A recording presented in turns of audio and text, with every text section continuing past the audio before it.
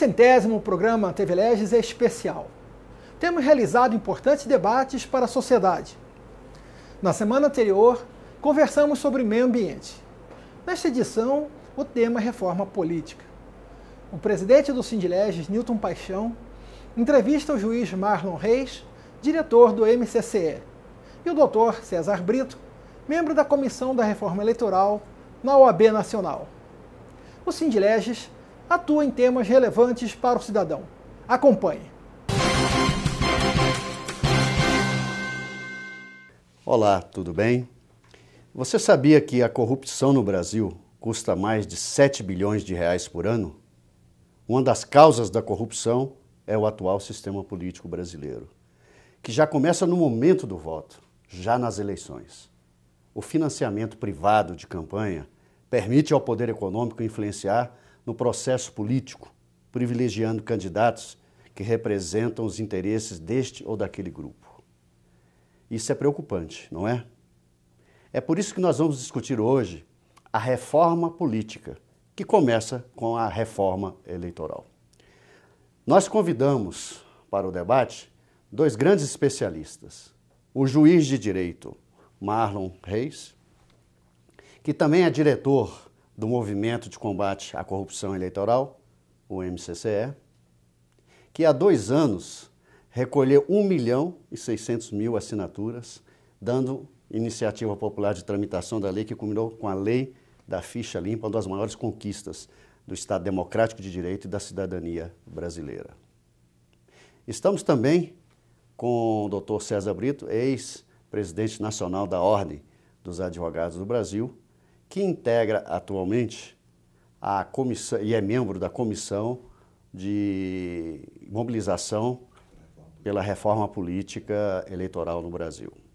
Obrigado, então, pela presença desses dois grandes especialistas e eu tenho certeza que o nosso debate será brilhante e a sociedade brasileira vai poder receber uma grande contribuição e esclarecimentos de um tema tão importante como a reforma política e a reforma eleitoral brasileiras.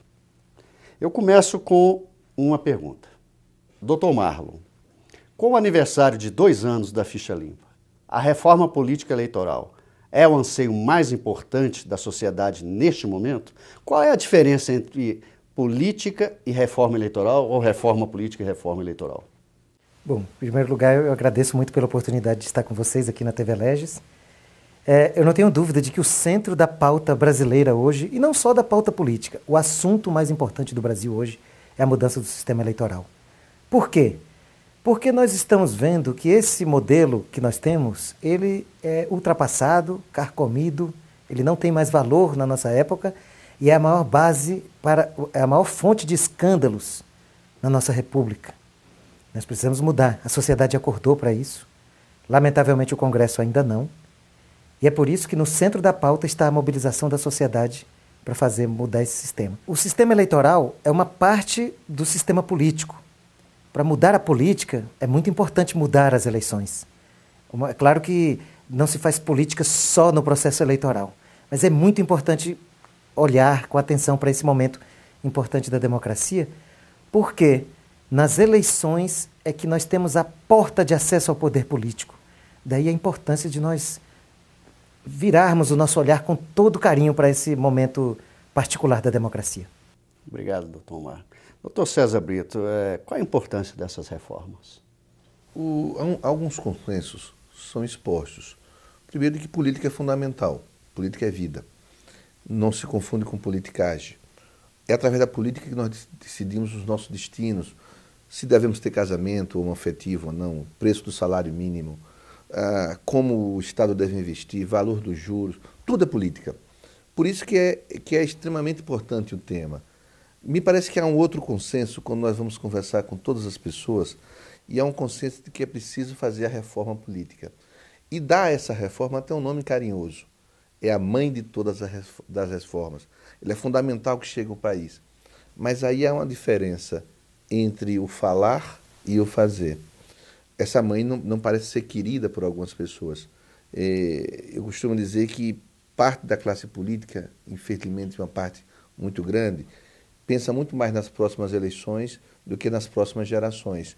E quando vai discutir essa reforma que é fundamental para o Brasil, a pergunta faz, o que é que eu vou ganhar com isso? O que é que meu partido ganha com isso? Eu vou perder minha fonte de sustentação? Os financiamentos que para mim, que são privados, que são importantes, vão ou não vão ser irrigados? Aí começa a dificuldade de fazer a reforma política realmente a mãe de todas as coisas. E é por isso esses nossos movimentos, que não foi só do Ficha Limpa, foi também o que pediu a compra do voto, 2 leis de iniciativa popular, que começavam, quando nós começamos a dizer, não vai dar nada, não vai dar certo, na política nada se muda, e mudamos. Mudamos porque, não só porque a classe política atendeu o apelo depois de milhões e milhões, porque nós resolvemos acreditar que o povo é sábio, e que o povo é não só o destinatário da norma, mas também a razão de ser de toda a norma jurídica. E via iniciativa popular, mudamos o Brasil. Recentemente, o MCCE e a OAB realizaram um ato público e entregaram um relatório aos parlamentares, pedindo alteração nos processos eleitorais. Agora veja a reportagem sobre essa petição que foi entregue aos parlamentares. O encontro ocorreu no auditório do Conselho Federal da Ordem dos Advogados do Brasil, OAB. Representantes de dezenas de entidades nacionais da sociedade civil organizada, como federações, conselhos, associações e entidades religiosas, assinaram um manifesto contra o financiamento privado em campanhas eleitorais. O Sindileges, que patrocina o Movimento de Combate à Corrupção Eleitoral, MCCE, também assinou o documento. O ato pede que o modelo de financiamento das campanhas existente hoje seja eliminado do processo eleitoral brasileiro, instituindo o financiamento democrático através de recursos públicos. Um manifesto pelo fim do financiamento privado de campanha, que a gente vê que essa forma de financiar campanhas políticas é uma porta escancarada para a corrupção e a gente quer fechar essa porta. O que a sociedade civil espera é que nós tenhamos eleições limpas. Eleições limpas significa eleições em que o poder econômico não influencia o eleitor, os candidatos e o processo eleitoral. O chamado financiamento público de campanha seria usado democraticamente através de um rigoroso controle de fiscalização, diminuindo desigualdades no processo. Nós fazemos assim um cálculo que cada real que o empresário investe num candidato, ele recebe 4 ou 5 depois com o dinheiro do erário público. Após o ato, os representantes das entidades que assinaram o manifesto seguiram para o Congresso Nacional a fim de entregar o documento aos presidentes das casas legislativas. A intenção é que a reforma eleitoral proposta seja votada ainda neste ano. Em razão disso, eu faço a pergunta, começando agora com o Dr. César, né? Houve algum resultado com esse ato público? E ato contínuo, a mesma pergunta é extensiva ao Dr. Marlon. Nós temos um respeito muito grande pelo parlamento. O parlamento faz parte da democracia. Isso foi o gesto simbólico que o movimento fez. Primeiro procuramos o parlamento. Levamos a nossa proposta de financiamento público de campanha, da necessidade da reforma política, mas, infelizmente, a resposta que se teve primeira do parlamento foi igual à das outras. Não, nós não queremos mudar, nós só queremos mudar no discurso e não na ação. O que nos fez com que voltássemos de novo para as nossas instituições, e são várias instituições, e resolvêssemos lançar a partir de agora mais uma lei de iniciativa popular.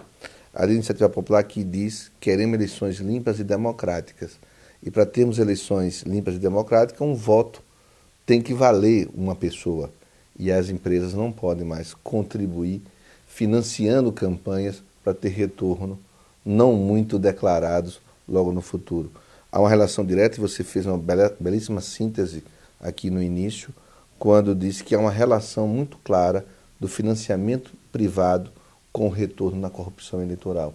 E precisamos trancar exatamente essa porta que se abre para a corrupção no Brasil.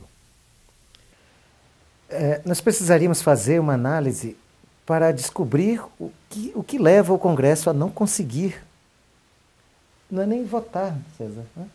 O Congresso não é nem votar, o Congresso não tem conseguido sequer debater a reforma política.